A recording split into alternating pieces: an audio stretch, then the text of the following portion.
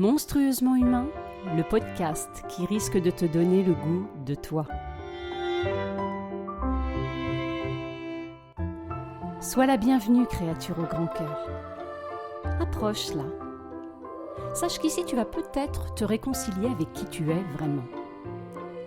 Oui, en fait, si tu pouvais laisser parler là maintenant, tout haut, tes petites voix intérieures, tes ressentis, tes visions, que parfois tu kifferais de prendre, mais qu'en fait tu tais, tu juges. Et parfois tu sabotes. Parce qu'a priori, ça n'a pas l'air de rejoindre le plus grand nombre. Et si, ici, on partageait sans honte et sans peur d'être lapidé? Dans ce podcast, tu vas réaliser que nous sommes tous hors normes. Oui, même infime soit-elle, une part de toi est anormale. Et tu sais quoi? Youpi! Réjouis-toi! Oui, parce qu'il est grand temps. Il est grand temps d'honorer nos singularités, nos regards différents, et de faire fructifier tout ça, et surtout de partager ce terreau-là au monde. Alors moi j'ai un rêve peut-être fou. Mais ce que je sais, c'est que ce rêve me fait me sentir vivante. Ce rêve, c'est celui de participer à l'effondrement du mur de la norme. C'est un peu mon mur de Berlin à moi. Alors je dis stop. Stop à cette recherche constante de l'approbation du monde pour valider notre existence. Oui, stop à cette normopathie assassine. Bonjour, je suis Audrey Jarnier, bienvenue dans Monstrueusement humain. Aujourd'hui, j'ai envie de te parler du syndrome de l'imposteur. Alors oui, je t'entends déjà parce que j'ai eu la même réaction quand l'idée est arrivée dans ma tête, le syndrome de l'imposteur. Non mais celui-ci, on en entend parler tout le temps, c'est hyper à la mode, c'est bon quoi, on a rien à apprendre. Ouais, peut-être. Peut-être, et en même temps, j'ai choisi aujourd'hui d'aborder ce thème parce que je suis en plein dedans, comme une énorme flambée, comme si j'étais en syndrome de l'imposteur type imposteurite, tu vois, le hit de l'inflammation. Ça prend feu dans la maison et c'est insupportable. Alors j'ai fait faux bond à tout ce dont j'avais prévu depuis que je suis rentrée d'un événement que je vais vous raconter ici, en me disant « Ah ouais, non mais en fait c'est vraiment là », et avec Madame Proprette qui « Non mais voilà !» Madame veut faire du freestyle, alors que pour une fois c'est un petit peu planifié. Non mais tu vas t'en tenir à ce que tu as dit ou pas? Un petit peu d'engagement quand même. S'il te plaît, ressaisis-toi. Et merde, toi, je te fous un gros coup de pied. Oh. Bip! Parce que c'est hyper important aujourd'hui d'en parler. Et d'ailleurs, à travers cet épisode, je salue toute la team de podcasteurs que j'ai rencontrés il y a une semaine, des personnes formidables et qui ont participé à me mettre dans cet état. Je les en remercie parce que c'est un peu un tremblement de terre. Alors merci, ils se reconnaîtront, des Cyril, des Anne, des Stéphanie, des Christine, des Queen aussi, des Martine et tant d'autres. Je ne vais pas toutes les citer ou tous les citer, mais sachez que vous êtes bien présents. Alors voilà, le syndrome de l'imposteur. Oui, j'en étais consciente du syndrome de l'imposteur. Et puis de toute façon, quand on est dans la perfection, comme moi, ou en tout cas quand on essaye de s'en défaire, mais que quand même c'est comme une seconde peau, eh bien, le syndrome de l'imposteur est très présent. Là où il devient problématique, c'est quand il devient omniprésent et qu'il empêche toute action. Et je crois que je suis en train de prendre conscience que je suis tombée là-dedans et que je suis pour le coup obligée de me mettre des gros coups de pied aux fesses et que la répétition de ces coups de pied aux fesses est assez douloureuse. Alors voilà. Je me rends il y a une semaine à un bootcamp organisé par l'Académie du podcast de Marco Bernard sur Paris. Et oui, les Canadiens envahissent Paris. Alors je me dis, c'est quand même l'occasion. C'est l'occasion de rencontrer ces personnes que je vois en Zoom, qui ont l'air super chouettes, mais il faut bien l'avouer, les Zooms, depuis quelque temps, j'en ai ras-le-bol. Alors je me dis, est-ce que je vais sur Paris ? Ouais, en même temps, voilà, est-ce que j'ai le niveau pour rencontrer d'autres podcasteurs ?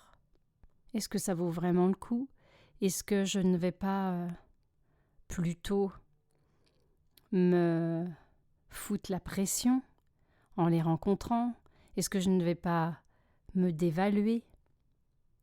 Et puis quand même, il y a cette petite voix magique au fond de moi qui se dit « Mais merde, vas-y, c'est l'occasion de rencontrer tous ces podcasteurs canadiens et français. Vas-y, tu aimes tellement la relation, tu aimes tellement le en chair et en os, vas-y. Ok, j'y vais. Et me voilà rendue à Paris la semaine dernière pour 2 jours. 2 jours d'atelier, 2 jours d'échange, 2 jours de faire le plein du réservoir émotionnel en rencontrant des personnes avec une sensibilité extraordinaire et avec tous le même point commun, avoir envie de partager à travers notre voix. Alors ça fait Wouh, youpi! C'est délicieux. C'est tellement délicieux. Miam, miam, miam, miam, miam, miam, miam, miam. C'est tellement bon. Et voilà, les 2 jours se déroulent avec des moments très inconfortables, mélangés à des moments tellement délicieux. Miam, miam, miam, miam, miam, miam, miam. Alors tu rentres dans ta petite province, reboostée à fond par toutes les méthodes ou les outils, les suggestions de chacun, le génie de chacun qui te permet de voir qu'il y a plein de possibilités. Et puis de sentir que dans ce groupe, il y a une vraie envie de se soutenir.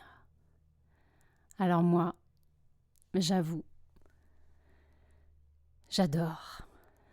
Je suis tellement bien qu'il est difficile en fait de quitter ce groupe, mais bienvenue dans la vie réelle.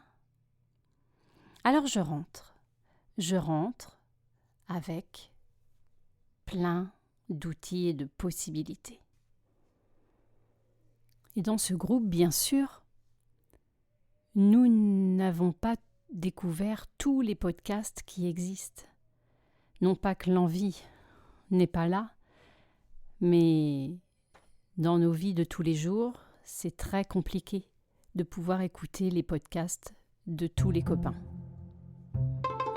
Et là, à travers le groupe, nous nous proposons de peut-être essayer d'écouter au moins les podcasts qui nous parlent, où nous nous sentons en lien, voire un épisode de chaque podcasteur, afin de pouvoir redonner un avis, le noter, participer à ce référencement.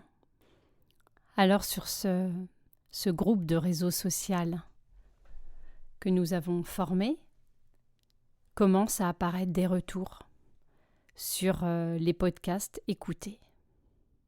Et là, je vois soudain surgir un retour qui parle de ma voix et de mes différentes petites voix.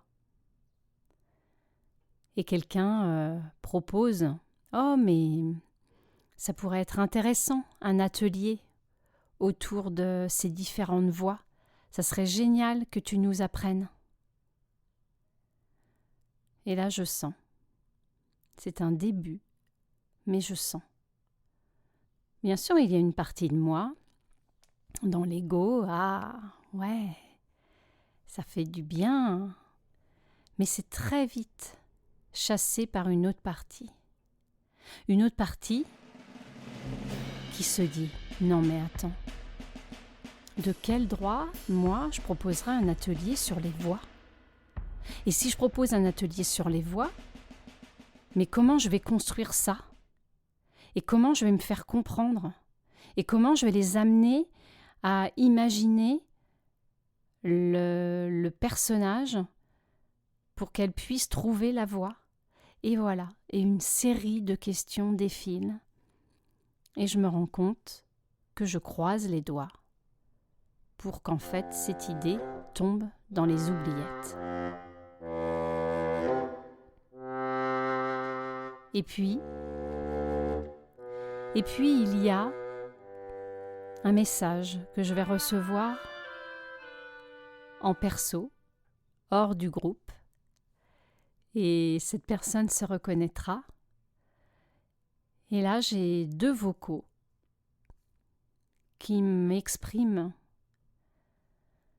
l'émotion qu'elle a pu ressentir, cette personne, en écoutant l'épisode sur les 10 saboteurs. Et en me disant que elle se sentait bien après cette écoute, qu'il y avait comme une espèce de magie, comme une ambiance particulière. Ok, je suis touchée. Je sens là que ça me fait du bien et ça correspond à un objectif que je me suis fixé. Cette ambiance particulière, ce petit truc qu'on me renvoie de un peu Amélie Poulain. Et puis il y a un deuxième vocal. Et là, la personne me dit mais il y a vraiment cette façon, tu sais, de raconter les histoires. Alors, ce qu'on appelle dans un langage un peu plus anglo-saxon, le storytelling. Tu pourrais vraiment proposer des ateliers sur le storytelling, ça serait vraiment génial. Et là, je reçois un scud. C'est comme une crise de panique qui monte en moi.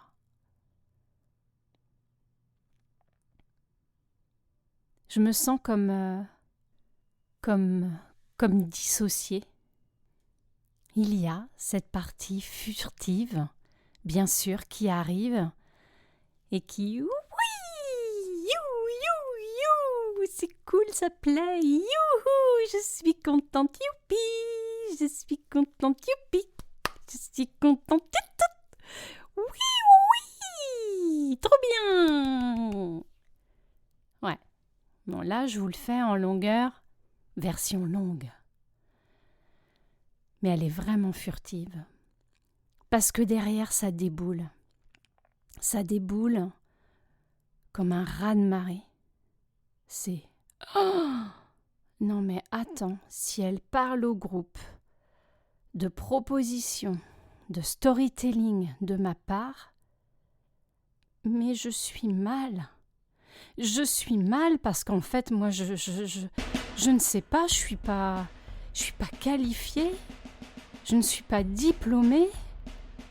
Je ne sais pas, moi, je fais ça comme ça, en fait. Mais de quel droit ? De quel droit ? Putain, je vais leur proposer ça. Je ne peux pas. Ce n'est pas sérieux. Ce n'est pas sérieux. Il va falloir que ces personnes aient une structure. Il va falloir que ces personnes, elles aient un résultat. Et je me sens complètement paniquée. Et tu vois là, en parlant, je la sens la panique. Et tu sais de quoi il est question ? Il est question d'être démasqué. Qu'est-ce qui se passe si on voit qui je suis ? Qu'est-ce qui va se passer ? C'est quoi l'enjeu, bordel ? Et depuis une semaine, d'être revenue avec les bouclettes de mes cheveux qui bouclaient encore plus, tellement il y avait de l'excitation, eh bien en une semaine, c'est ce truc, au fur et à mesure, de se dire « Merde, on va me démasquer. » On va se rendre compte de ma supercherie. Et j'ai peur. Je te jure que j'ai peur. Et que cette peur,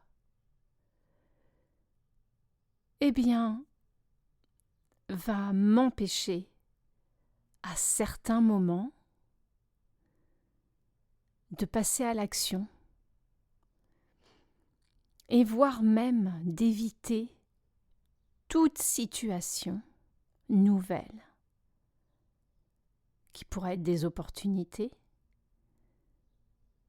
mais en fait tomber dans une capacité, une espèce de gymnastique de souplesse qui fait perdre une énergie folle à éviter sans arrêt, de peur d'être démasqué. Cette sensation, cette situation-là, depuis une semaine, elle est, je vous disais tout à l'heure, elle flambe. Elle flambe, elle est difficile à vivre. Et pour autant, elle a lieu grâce, et non pas à cause, de personnes qui ont le souci, de personnes qui sont en considération. Et qu'en fait, ma responsabilité, c'est de pouvoir ouvrir ce canal et de les accueillir, d'accueillir leurs commentaires. Et de presque parfois se dire « mais merde !» d'avoir presque envie d'avoir des retours plus négatifs ou en tout cas moins porteurs. Parce que ça, ces retours-là, ça permet de se planquer. Et ça permet de te conforter dans l'idée que tu n'en vaux pas la peine, dans l'idée que tu n'es pas à la hauteur. Et me voilà encore en train de pleurer. Ce syndrome, il peut être le drame d'une vie. Voilà pourquoi aujourd'hui c'était important pour moi d'en parler. Parce qu'en fait ça suffit. Et parce qu'à travers ce que je vous transmets, j'espère vraiment pouvoir vous soutenir et vous dire qu'il y a des solutions, des petits pas. Non pas pour faire mourir ce syndrome, mais comme l'idée des saboteurs, pouvoir faire avec, assouplir, diminuer l'imposture. Alors le syndrome de l'imposteur, ce n'est pas du tout une maladie. Et je crois que tu le sais. C'est vraiment un syndrome qui peut être une vraie souffrance et qui peut amener petit à petit, l'air de rien, à un isolement. Il touche tout le monde, ce syndrome. Hommes, femmes, et 70% de la population pourraient en être touchés. Et c'est son intensité qui va faire son handicap. Ce phénomène, il a été étudié par 2 psychologues, Pauline Rose-Clance et Suzanne Imes, à la fin des années 70. Une des principales causes de cette sous-estimation de notre compétence vient du fait que les activités dans lesquelles nous sommes doués, eh bien, ça nous semble facile. En fait, c'est la notion du talent qui rentre en jeu ici, selon laquelle le talent, en fait, est un mode stable de pensée, de sentiment ou de comportement susceptible d'engendrer des résultats positifs. Ce sont les activités pour lesquelles nous sommes tellement compétentes qu'en fait nous les faisons sans effort et qu'en fait nous sommes sincèrement surprises que d'autres puissent ne pas les accomplir aussi facilement. Et c'est cette impression de facilité qui fait que nous avons du mal à valoriser les compétences concernées. Et qu'en fait, on va finir par dire « Ah ben non, mais ça, ce n'est rien du tout. En fait, non, ça, tu peux le faire en 5 minutes. » Et à l'origine de ce syndrome, il y a des croyances. Il y a la croyance de devoir dire oui à tout. Il y a la croyance que tout doit être parfait. Exactement, c'est exactement ça. C'est exactement ce que je te dis. Tout est parfait, alors tout roule. Ouais, c'est ça. Et on ne parle pas de la pression. Il y a la croyance que demander de l'aide, bien, c'est une faiblesse. Alors c'est difficile de la demander. Il y a celle qui est fondée sur le fait que pour être un expert, il faut absolument tout savoir d'un sujet. Et ça devient vite infernal. Et puis, il y a aussi la croyance que reconnaître ses compétences, c'est se la péter. Ouais, vas-y, c'est quand t'as le melon, meuf. C'est quand tu te la pètes. Il y a aussi la croyance que pour réussir, il faut travailler dur. Si c'est facile, ça pue, tu m'entends? Et enfin, une dernière croyance qui est que échouer, c'est être un raté total. Alors ces attitudes, elles nous nuisent et elles favorisent en fait à la mise en place de stratégies d'adaptation qui renforcent le syndrome. Lorsque tu vis ce syndrome, en fait, ton système de croyance t'amène à souffrir d'une auto-dévalorisation excessive qui va se manifester par des comportements tels que la procrastination, parce qu'en fait, il y a cette recherche de perfection inatteignable, et donc un découragement ou un auto-sabotage qui vise à confirmer notre croyance. Je suis nul. Et puis, il y a l'attribution systématique d'un succès à des causes externes j'ai eu de la chance. Non, en fait, il y a eu un malentendu, donc j'en ai bénéficié, ou c'est un hasard. Et des échecs, eux, qui sont liés à des causes internes. Je suis nulle. Je n'ai pas suffisamment de compétences.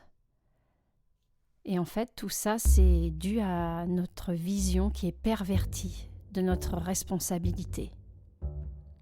Et puis, il y a cette tendance à se comparer aux autres de manière inégale, c'est-à-dire en comparant nos faiblesses avec la force des autres.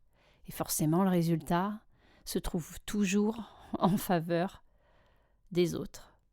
Et puis, il y a la tendance au perfectionnisme, et puis à l'exigence poussée, particulièrement avec nous-mêmes, mais aussi, il faut bien l'avouer, vis-à-vis des autres. L'accumulation aussi, excessive, voire obsessionnelle, de formation ou d'informations pour combler nos incompétences. Et enfin, cette propension à éviter les nouvelles opportunités. Toute sortie de zone de confort pour ne pas exposer nos lacunes et ainsi masquer l'étendue de notre imposture. Alors forcément, s'ajoute à cela une multitude de sentiments, de pensées négatives, de stress, de honte, d'anxiété, de peur. En fait, notre crainte d'être démasqué en tant qu'imposteur, ça me force, ça nous force, toi et moi, à mettre en place des stratégies d'adaptation néfastes qui finissent par renforcer les comportements problématiques et le syndrome. Il y a la stratégie de l'overdoing, qui est en fait de se préparer de manière excessive pour un projet ou une activité, chercher à en faire toujours plus, avec un surinvestissement énorme dans le travail, avec parfois comme conséquence le burn-out. Ça, c'est la partie qui m'explique très très bien comment je suis épatée de voir la mise en action des autres et que moi je passe un temps fou sur un épisode comme pour vouloir atteindre un espèce de truc immense qui ne sera jamais à la hauteur de ce que j'espère. Alors je m'épuise, je passe un temps fou, je perds de l'énergie quand les autres avancent et sont créatifs. L'overdoing renforce le syndrome car si il y a besoin d'autant de temps et d'efforts pour mener à bien l'action, c'est bien la preuve que je suis complètement nulle. Et puis il y a l'underdoing.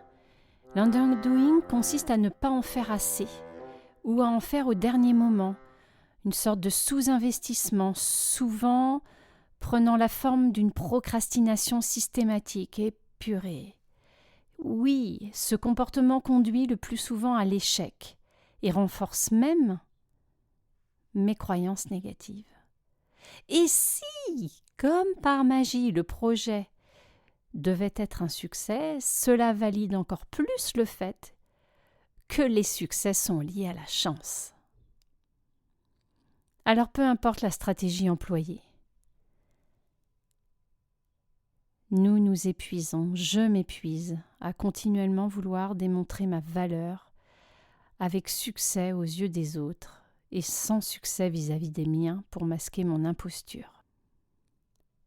Alors bien sûr, tout le monde peut être confronté, parfois à ces doutes ou au sentiment d'imposture. Et en fait, si nous prenons le temps, si nous osons en parler avec des personnes autour de nous, nous allons nous rendre compte que pour beaucoup, c'est un sentiment, une sensation connue. Sa manifestation, si elle est modérée, elle peut être précieuse et permettre le développement et l'accomplissement. Parce que de contacter ce syndrome, ça permet de maintenir un certain niveau d'humilité. Afin d'éviter le melon de la meuf. Il permet aussi de sortir de sa zone de confort et puis de tendre vers plus de réalisation de soi. Et puis enfin de permettre de développer son expérience et ses compétences. En fait, ce syndrome, il ne représente un problème réel que pour ceux qui le ressentent, que s'il se manifeste de manière permanente et s'il les empêche d'agir, s'il se vit de manière douloureuse ou paralysante, empêchant le passage à l'action. Merci à Émilie Amick, fondatrice de la société Luce Liandre, pour l'article sur le syndrome de l'imposteur qui a permis de compléter mon témoignage à travers ce podcast. Merci infiniment. Pour compléter cet épisode sur le syndrome de l'imposteur, vous trouverez un lien de téléchargement qui vous apportera 5 clés. J'espère sincèrement que ces outils vous apporteront un peu de douceur et moins de coups de pied aux fesses. Bien sûr, il n'y aura pas de magie. Là, l'idée sera de moins procrastiner et d'acquérir ces outils pour vous permettre une vie plus douce, moins d'enfer à vivre et moins d'isolement. Et ça, je nous le souhaite vraiment. Et oui, un nouvel outil que je vous propose qui me fait sortir de ma zone de confort, un outil ramené tout droit de mon bootcamp canadien et qui me fait totalement capoter. C'est trop pour Madame Proprette, mais tu as l'air de quoi? Si cet épisode vous a plu, bien sûr, n'hésitez pas, partagez, faites ce cadeau à des personnes qui en auraient peut-être besoin. Et puis, sur les plateformes dédiées au podcast, certaines proposent de mettre des étoiles, alors n'hésitez pas. Mettez des étoiles dans ma vie. Et merci d'avance pour vos témoignages, vos réactions, vos commentaires, vos interrogations, soit à travers le lien du mail que vous trouverez ci-dessous, ou bien via le groupe Facebook Monstrueusement Humain. Et d'ici là, belle vie à tous.